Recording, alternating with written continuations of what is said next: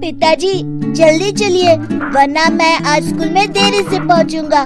मेरी टीचर बहुत गुस्सा करती है। हाँ बेटा, अभी चलते हैं, बस 2 मिनट रुको।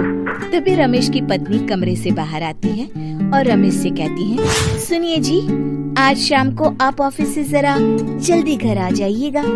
याद है ना, आज आपको मुझे शॉपिंग कराने के लिए लेकर जाना है। अरे भाग्यवान, इस महीने हाथ जरा तंग है। मेरी मानो तो शॉपिंग का विचार कुछ दिनों के लिए अपने दिमाग से निकाल ही दो। मैं तुम्हें अगले महीने पक्का शॉपिंग कराने ले जाऊंगा। अभी मुझे चलना चाहिए, वरना राजू को स्कूल पहुंचने में देर हो जाएगी। देखिए जी, अब आपके ये बहाने पुराने हो चुके हैं। मैं कुछ नहीं जानती। आज शाम को मुझे शॉपिंग करने जाना है, मतलब जाना है। आगे आपकी मर्जी। अच्छा ठीक है भाग्यवान, अब तुम पूरा घर सर पर मत उठाओ, मैं कुछ करता हूँ। इतना कहकर रमेश अपने बेटे राजू को लेकर वहाँ से चला जाता है। घर से निकलने के लिए रमेश जैसे ही अपनी मोटरसाइकिल शुरू करता है, तभी उसकी माँ उसे आवाज देकर कहती है, अरे रमेश, आज शाम को मुझे कुछ पैसे दे देना। याद है ना, मैंने तुझसे कहा था कि मुझे मंदिर में चढ़ावा चढ़ाना है। अरे माँ, मेरी तनख्वाह आने में अभी 10 दिन बचे हैं। अभी मेरे पास बिल्कुल पैसे नहीं है। हाँ, मेरी तनख्वाह मिलते ही मैं तुम्हें पैसे दे दूंगा। रमेश की माँ चिढ़कर कहती है, अरे तेरा दिमाग तो खराब नहीं हो गया? मैंने तेरे भरोसे मंदिर के पुजारी जी से वादा कर दिया है और तू कह रहा है कि पैसे नहीं है। अब मैं पुजारी जी को क्या जवाब दूंगी? तुझे तो मेरी इज्जत की भी कुछ परवाह नहीं है। अच्छा ठीक है माँ, अब तुम गुस्सा मत करो, मैं शाम तक कुछ इंतजाम करता हूँ। इतना कहकर रमेश वहाँ से चला जाता है। फिर दोपहर को जब रमेश अपने दफ्तर में बैठा होता है, तब उसे अपनी पत्नी और माँ की बातें याद आती हैं। रमेश अपने दफ्तर के एक साथी मोहन से कुछ रुपए उधार मांगता है। अरे भाई मोहन, मेरा एक छोटा सा काम कर दो, मुझे कुछ रुपयों की सख्त जरूरत है।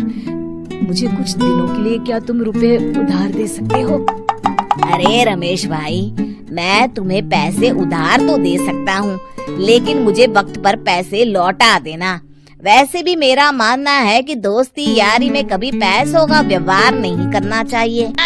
ये कहावत तो तुमने सुनी ही होगी कि उधार प्रेम की कैंची है। मैं नहीं चाहता कि पैसों को लेकर हमारा रिश्ता खराब हो। अरे मोहन, तुम बिल्कुल चिंता मत करो, मैं तुम्हारे पैसे वक्त पर लौटा दूंगा। फिर मोहन रमेश को पैसे दे देता है। शाम को घर आकर रमेश कुछ पैसे अपनी माँ को देता है और साथ ही अपनी पत्नी को भी शॉपिंग कराने बाजार लेकर जाता है। रमेश की पत्नी और उसकी माँ का स्वभाव जरूरत से ज्यादा खर्चीला होने के कारण दोनों हमेशा बेवजह पैसे खर्च करती हैं। फिर एक दिन, सुनिए जी, अगले हफ्ते हमने छुट्टियों में कहीं बाहर जाने का प्लान बनाया था। आपने पैसों का इंतजाम कर लिया ना? अरे अभी कहाँ, अभी तो मेरे पास बिल्कुल पैसे नहीं है। हम कभी और चले जाएंगे। देखिए जी, मैंने सभी सहेलियों से कह दिया है कि मैं बाहर घूमने जा रही हूँ। अगर मैं नहीं गई तो सब मुझ पर हंसेंगी। आप कहीं से भी पैसों का इंतजाम कीजिए जी। इतना कहकर रमेश की पत्नी वहाँ से चली जाती है। वहीं दूसरी तरफ रमेश की माँ भी तीर्थ यात्रा जाने की जिद करती है और रमेश से पैसे मांगती है। फिर अगले दिन रमेश एक सेठ से पैसे उधार लेकर अपनी पत्नी और बेटे को घुमाने ले जाता है और अपनी माँ को भी तीर्थ यात्रा पर भेज देता है। लेकिन जैसे ही रमेश अपनी छुट्टियाँ बिताकर वापस आता है, कर्जदार उसका जीना मुश्किल कर देते हैं। इतना ज्यादा कर्ज एक साथ अपने ऊपर देख रमेश काफी परेशान रहने लगता है। फिर एक दिन राजू की स्कूल की फीस वक्त पर न भर पाने के कारण रमेश को स्कूल में बुलाया जाता है।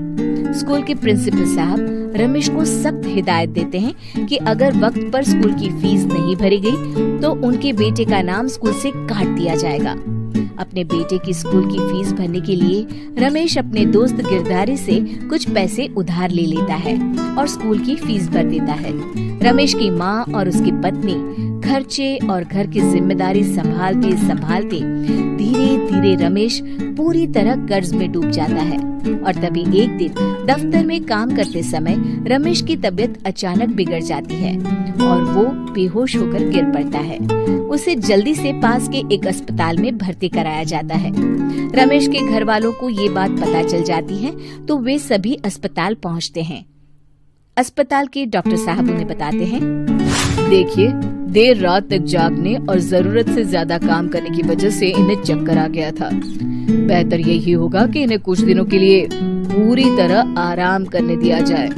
रमेश की हालत देखकर उसके बेटे राजू को बहुत गुस्सा आता है और वो अपनी दादी और माँ से कहता है, माँ, दादी, मैं इतना छोटा हूँ, फिर भी मैं इतना समझता हूँ कि पिताजी दिन रात दफ्तर में काम करके पैसे कमाते हैं। पिताजी अकेला पूरा घर संभालते हैं और आप दोनों अपने फिजूल के खर्चों के लिए उन पर दबाव डालते रहते हैं। आज पिताजी की हालत के जिम्मेदार तो आप दोनों हैं। राजू की समझदारी भरी बातें सुनकर रमेश की माँ और पत्नी को अपनी गलती का एहसास होता है और दोनों की आंखों में आंसू आ जाते हैं। फिर कुछ दिनों के बाद रमेश की तबीयत एकदम अच्छी हो जाती है और वो पहले की तरह अपने काम पर जाने लगता है। रमेश की माँ और पत्नी अब उसे किसी प्रकार की कोई तकलीफ नहीं देते और ना ही उससे किसी चीज की मांग करते हैं। फिर देखते ही देखते रमेश अपने कर्ज के सारे पैसे चुका देता है। उसकी जिंदगी पहले की तरह अच्छी हो जाती है और वो अपने परिवार के साथ खुशी खुशी रहने लगता है। शिक्षा, हमारे रिश्ते एक तराजू की तरह होते हैं जिसकी दोनों ओर जिम्मेदारी और समझदारी का वजन बराबर होना चाहिए।